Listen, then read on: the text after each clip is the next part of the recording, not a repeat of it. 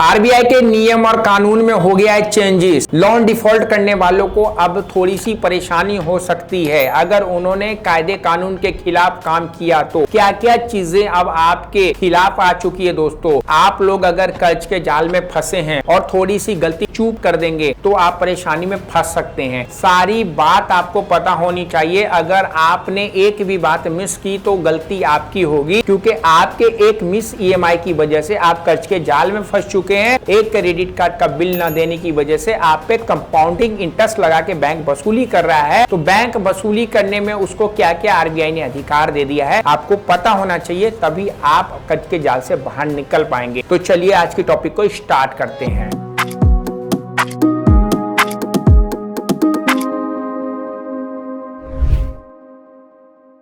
स्वागत है आपका आज एक नई वीडियो में। आप लोगों को मैं बार बार कहता हूं कि अगर आपने लोन लिया है तो उसकी ईएमआई टाइम पे दीजिए। क्रेडिट कार्ड ले रखा है तो उसका आप पेमेंट टाइम टू टाइम करिए। लेकिन परेशानी अगर आ गई है तो उसके लिए आप लोगों को, जैसे कि मैंने पिछली वीडियो में बताया था, बैंक वसूली करने में उसको क्या क्या आरबीआई ने अधिकार दे दिया है। वीडियो को देखकर बातचीत सुन रहे हैं तो आज आपको बता रहा हूं कि बैंकों को भी कुछ अधिकार मिल गया है। आरबीआई ने उनको भी कुछ अधिकार दे रखा है और आपको इस बात का पता होना चाहिए कि अगर आप इस बात का पता नहीं रखेंगे तो आपको दिक्कत परेशानी हो सकती, इवन कभी आपको जेल भी हो सकता है। तो दोस्तों आरबीआई के जो नियम और कानून है वो बहुत ही स्ट्रॉन्ग तरीके से डिजाइन किए गए हैं। फायदा आपका ही है, लेकिन आप कुछ नुकसान कर जाएंगे अगर उसको फॉलो नहीं करेंगे। तो दोस्तों आपको पता है कि क्रेडिट कार्ड और जो लोन का मामला होता है यह एक सिविल का मामला होता है, क्रिमिनल का मामला नहीं है। लोन डिफॉल्ट करना एक सिविल अपराध है और यह अपराध जो है आपको फांसी की सजा या जेल नहीं दिलवाता है, बस कोर्ट कचहरी के चक्कर लगवा सकता है। इसका मतलब है कि डिफॉल्ट के कारण आपको सीधे जेल तो नहीं भेज सकते हैं, लेकिन कोर्ट कचहरी जाने आने में आपका पैसा और समय बर्बाद हो सकता है। दोस्तों आपको पता है ना, डिफॉल्टर दो तरीके के होते हैं। एक वो होते हैं जिन्होंने मजबूरी में डिफॉल्ट किया, उनकी जॉब चली गई थी, उनका काम छूट गया था, उनका एक्सीडेंट हो गया था, उनके साथ कोई परिस्थितियों में परेशानी आ गई थी, इसलिए उन्होंने वह गलती की जो कि डिफॉल्ट कहलाए। एक होता है बिल्कुल डिफॉल्ट, यानी कि उनके पास सब कुछ है, गाड़ी है, घोड़ा है, पैसा है, नौकरी है, लेकिन बैंक का पैसा लेकर उसका पेमेंट नहीं करना चाहते हैं। तो दोस्तों बिल्कुल डिफॉल्टर की परिभाषा बिल्कुल अलग कर दी गई है। यदि कोई व्यक्ति भुगतान करने में सक्षम है, वो बैंक के पैसे दे सकता है, वो जानबूझकर भुगतान नहीं कर रहा है, वो धन का दुरुपयोग कर रहा है, जुए सट्टे में पैसा लगा रहा है, लोन को और क्रेडिट कार्ड को लेके जहां पे यूज नहीं करना था वहां पे कर रहा है, तो दोस्तों उसे बिल्कुल डिफॉल्टर घोषित किया जाएगा और ऐसे मामले में बैंक कानूनी कार्रवाई करके उस व्यक्ति को जेल में डाल सकती है और उसके लिए ईडी सीबीआई सब उसके पीछे लग जाए।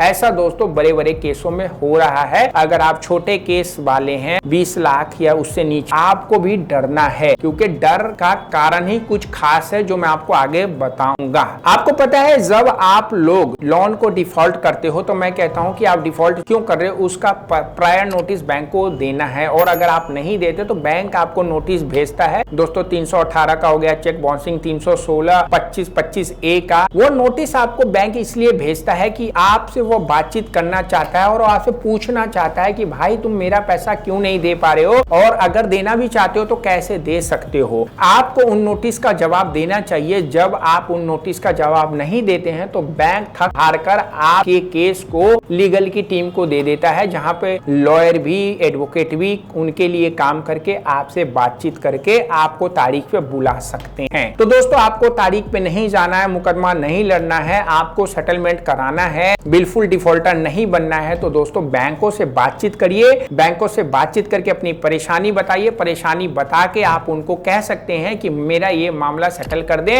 मैं इतना पैसा दे सकता हूं, और सेटलमेंट करा के आप एनओसी लेके अपने मामले को खत्म करें। जितना जिस मामले को आप खींचेंगे, आप सोचेंगे मैं कम से कम में करा लूंगा, मैं ऐसे करा लूंगा, वैसे करा लूंगा, मेरी पहचान ऊपर तक है, मेरा लोन कोई माफ करा देगा, ऐसा कुछ नहीं होगा। आप अपने कर्ज के जाल में खुद फंस रहे हैं तो निकलना भी आप ही को है। लोग आइडिया सलाह दे सकते हैं, लेकिन निकालने के लिए पैसा और समय आपको ही देना होगा। बिल्कुल डिफॉल्टर की जो बात कही गई है दोस्तों, उसके लिए क्या मामला आया है कि आपके अकाउंट को स्कैन किया जाएगा। यूएलआई वाला जो प्रोजेक्ट आ रहा है उसमें आपका कहां से इनकम आ रहा है, कितना खर्चा है और आपने कर्जा लेके क्या किया है, वो सारी चीजों को स्कैन करके आपके सारे अकाउंटों को सीज किया जा सकता है, जिससे आपका कहीं पे एफडीए, आरडीए, म्यूचुअल फंड है, सबका सब सीज हो जाएगा। कानूनी कार्रवाई तो होगी बाद में, आपका जो पैसों से लेन देन आपका हाथ काट दिया जाएगा, तो आप कितने परेशान होंगे आप सोच सकते हैं। तो अभी भी आपको समय है, क्योंकि सारा मामला 2026 में स्टार्ट होगा। तो आप अगर अभी लोन या क्रेडिट कार्ड के जाल में हैं, जानबूझ के पैसा है तो पेमेंट करिए, सेटलमेंट करिए, खत्म करिए, नहीं तो आने वाला वक्त आपके खिलाफ जा सकता है। लेकिन जो डिफॉल्टर है वो सेटलमेंट करा के अपने सिविल को भी ठीक करा सकते हैं। बात जो बताई आपके काम की थी, चैनल पे नए थे सब्सक्राइब करिए। आपको डराया नहीं जा रहा, बताया जा रहा है, क्योंकि अगर आज आप नहीं समझेंगे तो कल हो सकता है कि आपको डर भी लग जाए कोर्ट कचहरी से। सी यू।